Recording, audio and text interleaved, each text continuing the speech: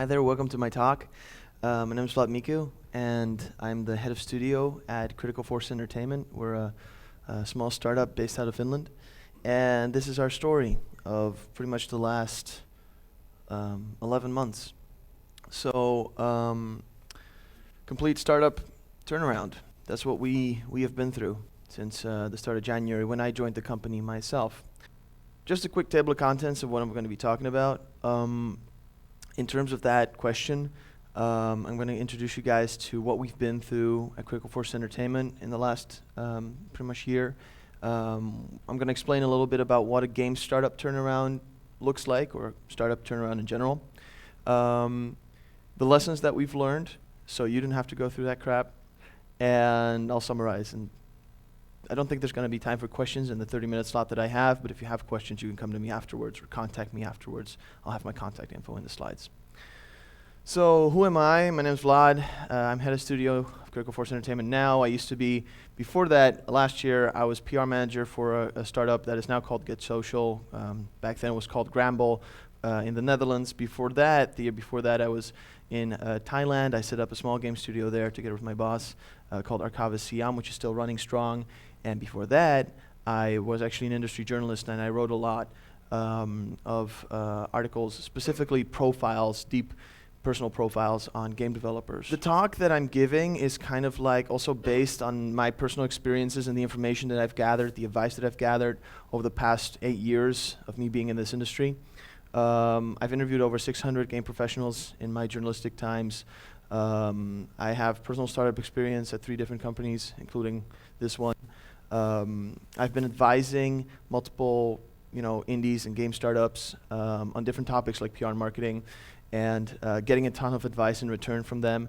And of course, one of the most important things that I believe a lot of people forget about, reading a buttload of articles, books, postmortems and other information from other people about how they went through their, adventures.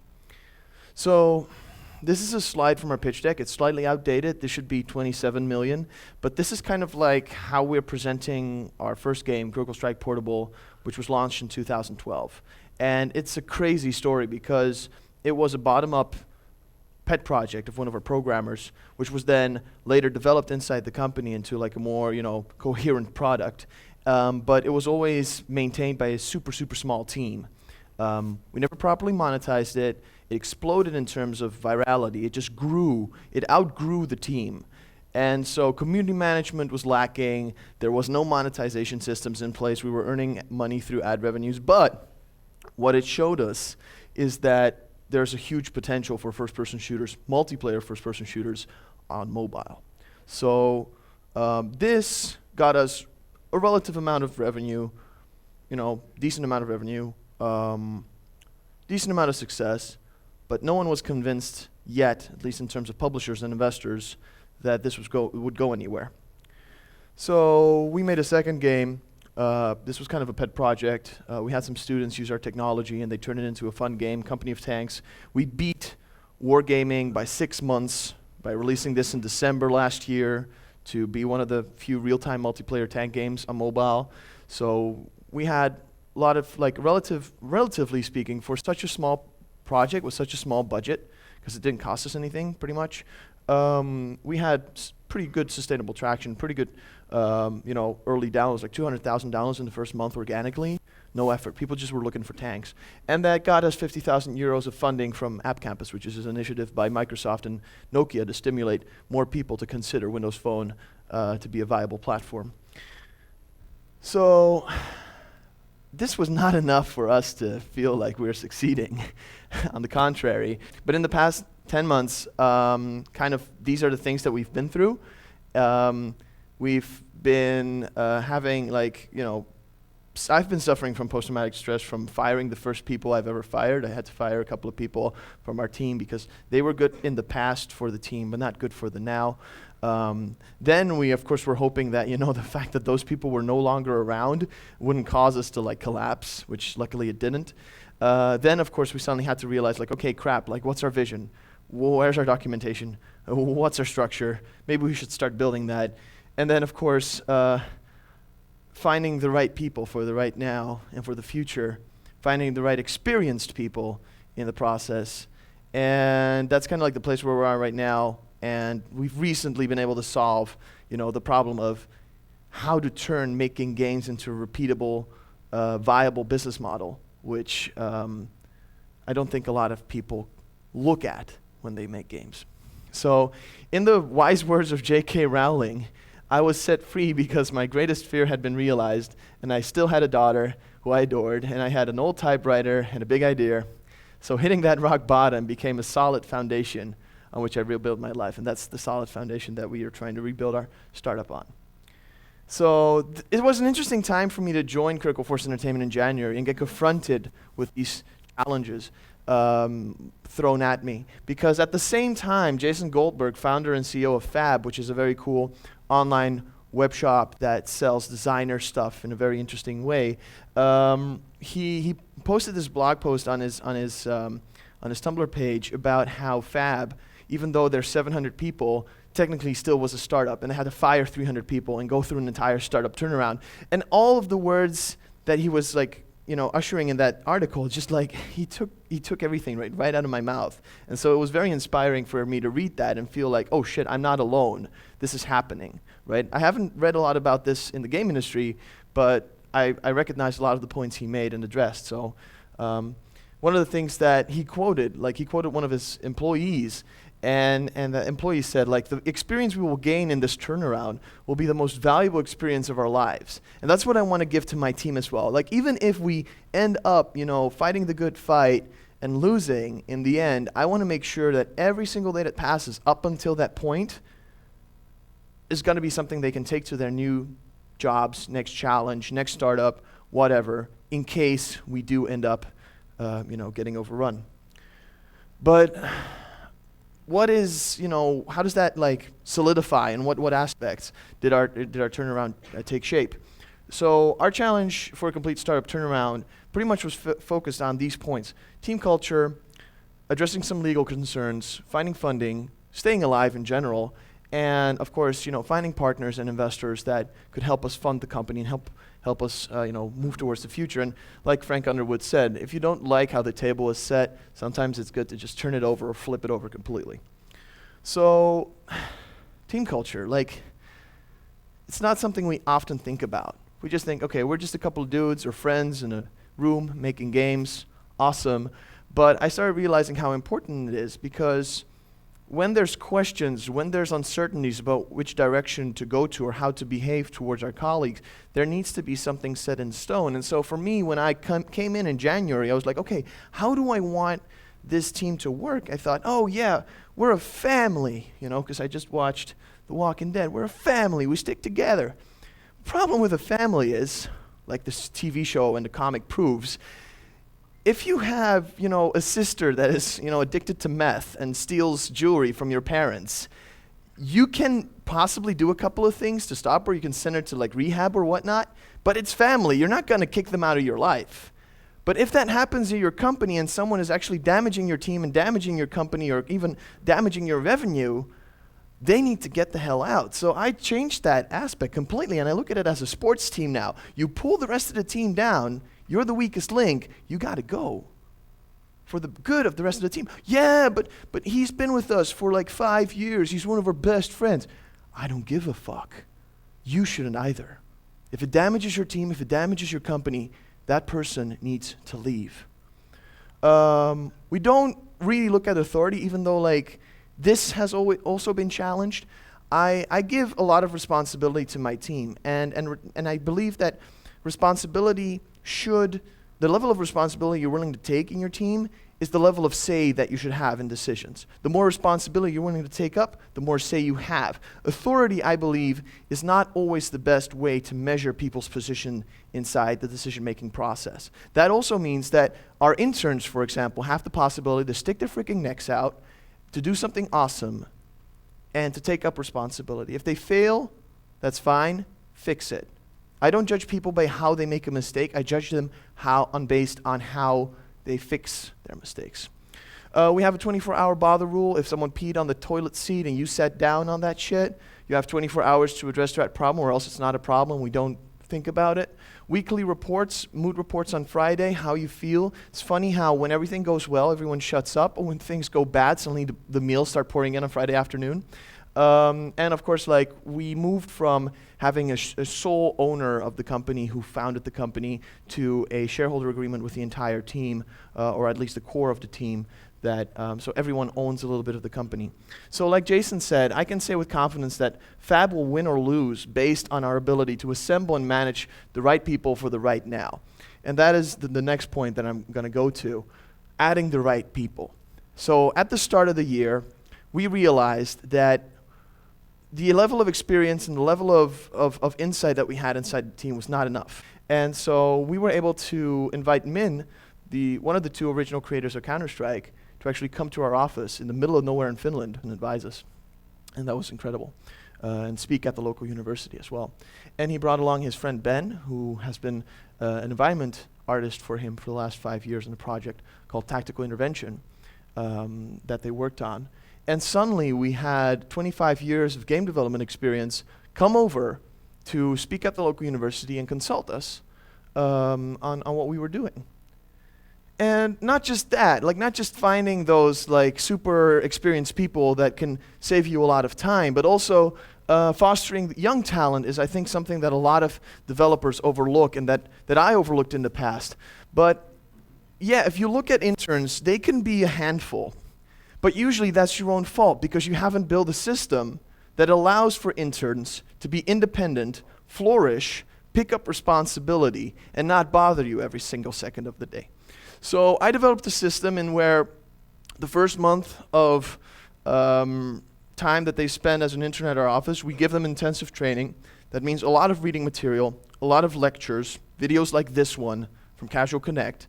And we gradually give them more responsibility based on what they're willing to do and interested in doing. And there's a simple rule for everything they do. When they come up to me and they ask me how something should be done, I always ask them, was your decision informed and based on best practices?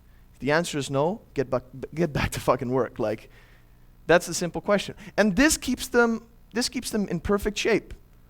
This keeps them completely independent.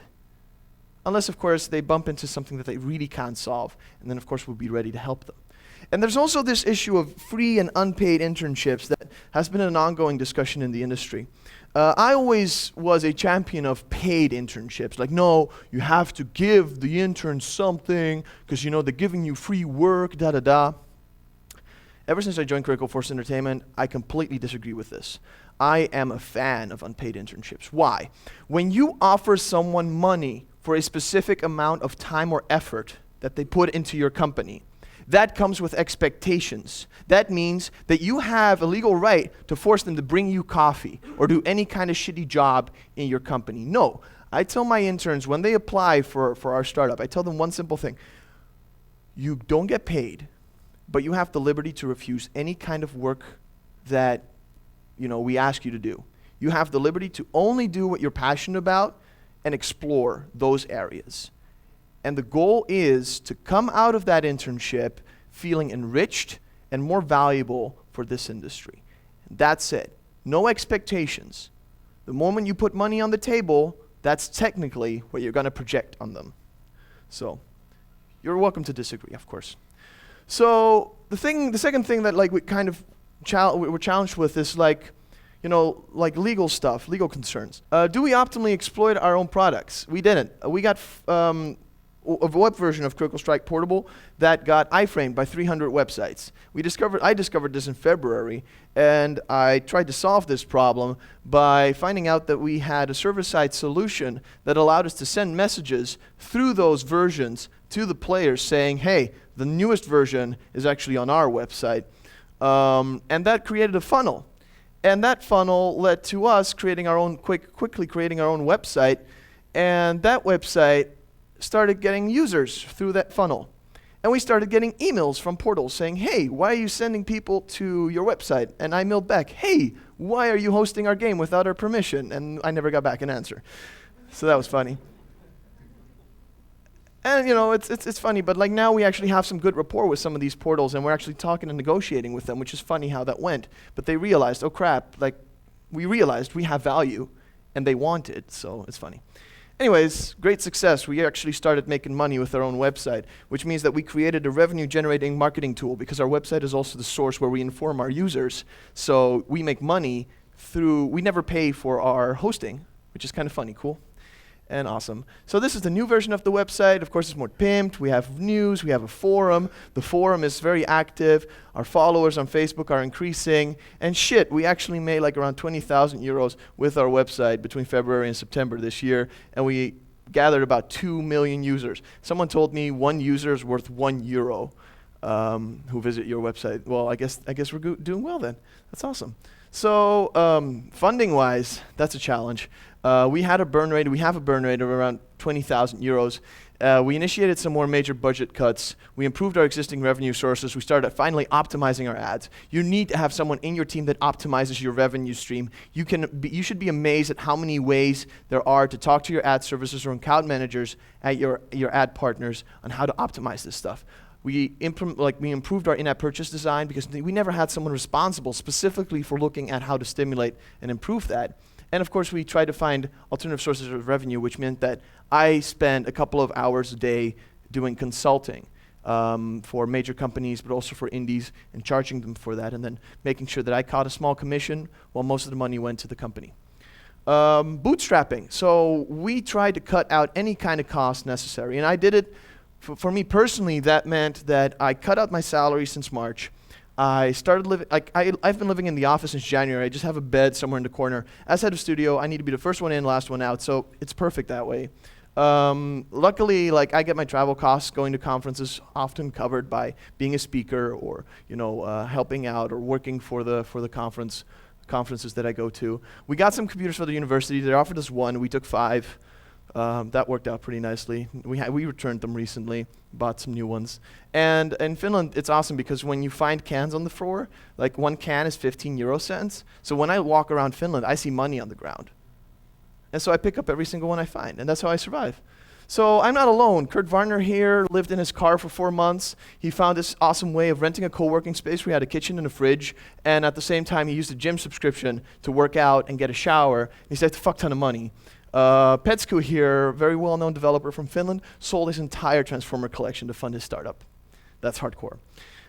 Beta Dwarf from Denmark was able to live in a classroom for 7 months before they got caught, and saved a butt ton of rent money on that.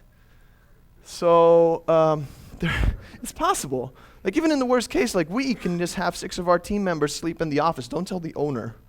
Don't tell the owner. But we can do that. It's not that hard if you have a young and passionate team. Was that enough? No, it wasn't. We still fucked up big time. We launched on too many different platforms, which meant that afterwards updating those versions was a real bitch. Reskinning, that was a stupid decision as well because it took away focus. Growing an audience, we didn't really do that properly either. Managing community management, stuff like that. Yeah, I know.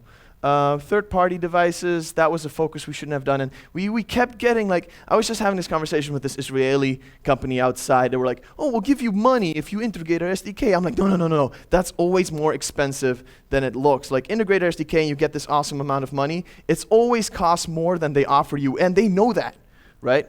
So we're a fucking startup. And this is an awesome quote from Jason Goldberg about that. Regardless of how far you go, you shouldn't lose that mentality of being a startup in the first place. Our vision is pretty simple. I love Riot. I love what they do. We want to become the Riot Games of Scandinavia. Our company mantra is very simple. We want to become the market leaders of real-time multiplayer mobile games with a competitive esports community. This whole thing, the whole startup turnaround, required a different attitude and vocabulary. All right, we needed to present ourselves in a different way. So who of you guys has ever used the term sustainable traction? Raise your hand. See? That's bad. That's not good. Cash flow positive. Anybody? Yes. Thank you. Who has a shareholders agreement with their team? Okay, that's good. Business plan? See, this worries me because this is the stuff you need if you want to find a solid partner.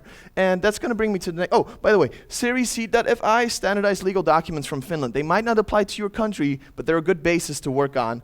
I think Sergey Klimov gave this talk a few days ago about like not using a contract from a different country because it might not apply to yours. I'm just saying, disclaimer, but this is very interesting stuff. And this book, Venture Deals, read it. Fucking read it. It's a simple analogy. You might just want a publisher for your game, but when you read this book, what you're doing is you're building a bazooka to destroy the tank, which is like a major venture capital. Wouldn't you rather have the bazooka for a tank to destroy it and then just kill the guy in front of it that is the publisher? Your weapon will still be more mightier than you need, but you will be prepared. And that's what I'm going to get to next. So everything needs to be written down. Any meeting you have, any talk you have with a publisher, any kind of agreement you make, always write the stuff down, send an email follow-up, and Jesus, like, read your fucking contracts. Like, this screwed us over big time because we didn't have everything written down. Some of the stuff was very vague, and that ended up screwing us. So the last thing I'm going to talk about is pitching, knowing thyself. When we were talking to investors, we got a lot of skepticism. We're not Supercell. Investors want Supercell. So how do you deal with that, right? You need to know who you are and who you aren't. You need to know what the other person wants or doesn't have. You need to use that to disarm your opponent, disarm that investor or publisher, and put them on the defensive. Let them know that you know exactly what you have and what they don't, and make yourself rare and scarce in the process. So learn from Eminem. There's this awesome article by James Altucher, who some of you might know, on TechCrunch and on his own blog, How to Get an MBA from Eminem, and where he deconstructs a scene from 8 Mile. Who's seen 8 Mile? Awesome. Okay, great. So I'm going to show you this video and then kind of like explain what I mean. Yes. DJ, kick that shit. Kick that shit.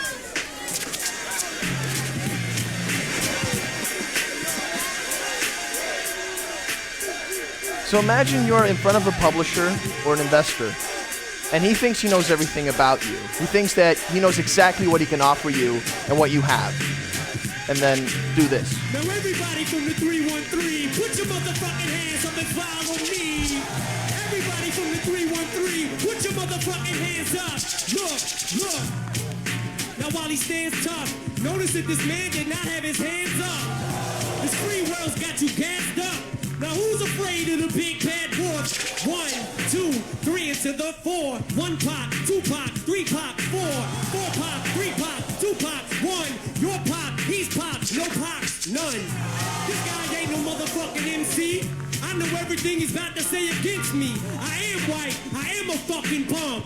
I do live in a trailer with my mom. My boy Future is an Uncle Tom. I do got a dumb friend named Cheddar Bob who shoots himself in his leg with his own gun. I did get jumped by all 6 of you chumps. And we did fuck my girl. I'm still standing here screaming fuck the free world. Don't never try to judge me, dude. You don't know what the fuck I've been through. But I know something about you. You went to Cranbrook, that's a private school. What's the matter, dog? You embarrassed? This guy's a gangster? His real name's Clarence. And Clarence lives at home with both parents. And Clarence's parents have a real good marriage. This guy don't want to battle. He's shook, cause ain't no such things as halfway crooks. He's scared to death, he's scared to look at his fucking yearbook. Fuck Cranbrook. Fuck a beat, I go a cappella. Fuck a Papa Doc, fuck a clock, fuck a trailer, fuck everybody. Fuck y'all if you doubt me. I'm a piece of fucking white trash, I say it proudly. And fuck this battle, I don't want to win, I'm outie. Here, tell these people something they don't know about me.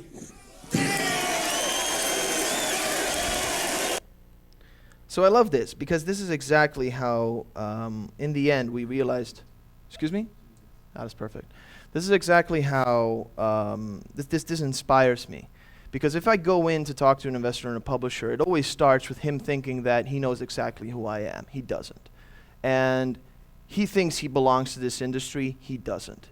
So I have all of these developers advising me, being on my side. This guy has no clue who I am or what I have. He has no clue what we've been doing for the past 10 months, which gives me an advantage. But I do know who he is because I did my proper research. I did my due diligence. I know what they need. I know what the market has to offer. And then I address every single bullet or every single point he can use against me. Oh, you don't have good statistics or analytics? Yeah, because our analytics suck, but we can fix them. Look, this is what we've gotten in the past couple of weeks.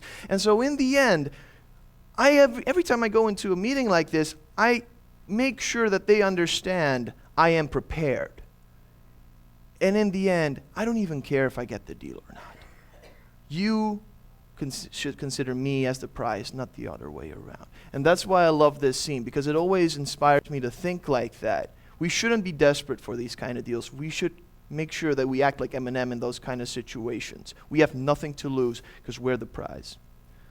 So make yourself very scarce in the process. The number one skill that I've heard from investors that they love, and the number one skill I'm proud to have with my team, is resilience. Be rocky. Take the freaking punches. Every single time something happens in your startup that is wrong, fall down, get up again, get back and fighting. But be prepared. Have a support network in place that supports you in those times. Colleagues, a therapist. I talk to my therapist every 3 months. I have a meeting with her after Slush next week. Mentors and peers that support you. Friends, and a fuck ton of books that remind you about all the stuff that is out there and that you're not alone in what you're dealing with. Takeaways real quick.